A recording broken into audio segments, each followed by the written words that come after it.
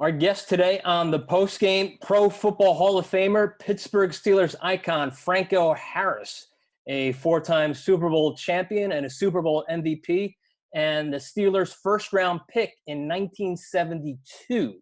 And that was way before the draft became this big entertainment spectacle, even this year with the remote situation.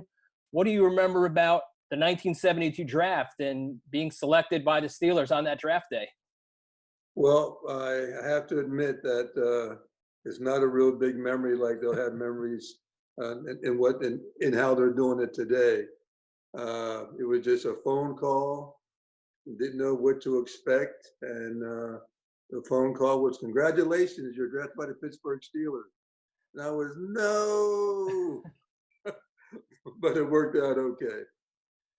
Who gave you the call and what else did they tell you? You know what? I cannot even remember who called me. I'm thinking it might have been the PR guy, Joe Gordon, but it wasn't a very memorable call. And I heard it wasn't very memorable on their end either. But it's a lot different now when they get a phone call. They're on television and broadcast nationally, and they have a combine before the draft. I didn't talk to any team, didn't do any workout for any team, had no inkling of anything. And so it was a complete surprise getting that phone call that morning. But as I said, it worked out okay. Yeah, absolutely. So with the draft that just concluded over the weekend, anything in particular catch your eye about what the Steelers did? Well, you know what? I think that they filled in some of their needs. But just like anything, as we know, it's all potential, right? Getting a big wide receiver in the second round, I guess I should say, but our first pick. I like that pick. A big guy, and you can never get enough receivers. I have to admit, I was amazed how many receivers and how many defensive backs were taken and how few running backs in that first round. I was saying, wow, Kansas City saved us running backs. That, one was drafted in the last pick of the first round. But I think running backs are still really undervalued. The draft held under unusual circumstances because of the coronavirus, and Right. people are scrambling at this time. You're trying to get a new product up and running at this point, AdeNation, a sports drink. What can you tell us about the drink and how the project is going? Well, you know what? We kicked it off, AdeNation, as you mentioned, ADE Nation.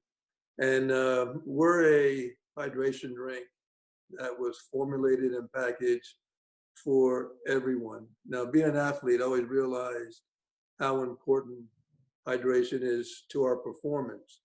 But also, after my football career, I realized how important hydration is to our lifestyle and our everyday performance. So I wanted to formulate a drink for the everyday lifestyle and also for athletes. And we put together this formula, and this formula, I have to admit, this turned out great. And I want to say great because our formula absorbs into your system quickly and effectively to make sure that you're properly hydrated for you to be able to perform. And so our goal is to educate and to promote hydration for everybody in any lifestyle. Is there one particular game in your NFL career that you remember after the game, just more than any other, that you were dehydrated or exhausted? I was very fortunate to not ever be dehydrated during the game. But you do see players watching on television, even being at a game, having to leave the game because of cramps or other factors related to dehydration. So it's very important that you stay properly hydrated, and our drink really absorbs into your system quickly and effectively to make sure and to maintain proper hydration for you to be able to perform. As you know, performance is everything, right? Before the Super Bowl this year, you were in Miami doing a recreation of the Immaculate Reception with Terry Bradshaw. Obviously, it's brought up a lot of times during the playoffs. I'm curious, what else do you remember about that day of the Immaculate Reception, either before, during, or after the game, like you're driving home? Anything else from that day stick in your memory? Well, you know what? The play itself, I know it's hard to believe, but I remember nothing. And the part I do remember is leaving the backfield because Bradshaw was scrambling and telling myself, Franco, go to the ball. And as Bradshaw threw the ball, I remember going towards the ball or focusing going that way. And I remember nothing after that until I'm stiff-arming Jimmy Warren going into the end zone. But from leaving that backfield and up until that point, my mind is completely blank. And even to me, that's, you know, it's a little strange. And how can my mind be completely blank? But I see nothing, I remember nothing, but I know it happened because I saw it on film.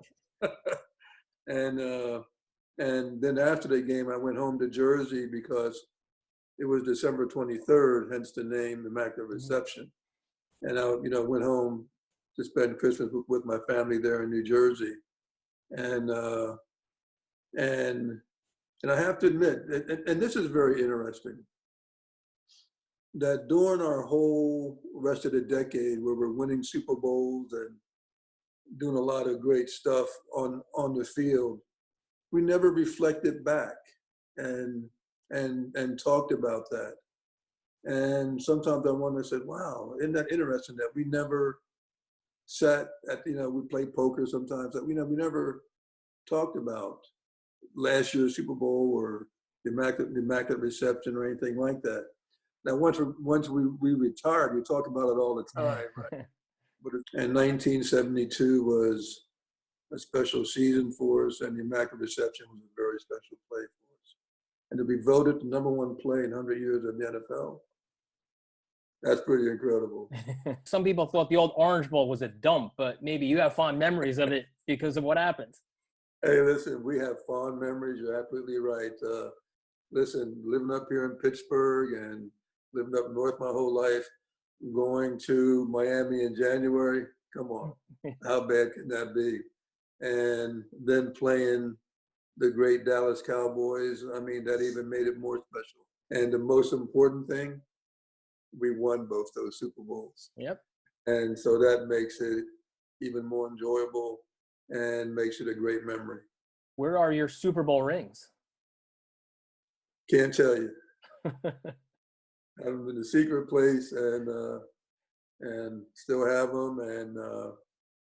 And you know, you're just talking about memories, right? I mean, you know, moments are very special, and as we get older, the bigger they get. But when I look at the '70s and the team that we had, the teammates that I was able to share, you know, to share those moments and that time with, are just very special guys, setting new standards on both sides of the ball. And you look at it from the 22 guys on that team, 10 are now in the Hall of Fame players. That's not, you know, counting our coach and our owner. Wow. That is, like you said, some tremendous accomplishments, historic achievements by the Steelers of the 70s, 4 Super Bowl championships in 6 seasons. Our guest today has been Franco Harris, 4-time Super Bowl champion. And once again, your drink is AdeNation. Yes, and people can go to AdeNation.com. And right now we do have pouches that they can buy online at AdeNation.com. And thank you for having me today. And one of the most important things is stay hydrated. All right, you heard it there. Franco Harris says stay hydrated. Thanks again for joining us here on the Post Game. Thank you.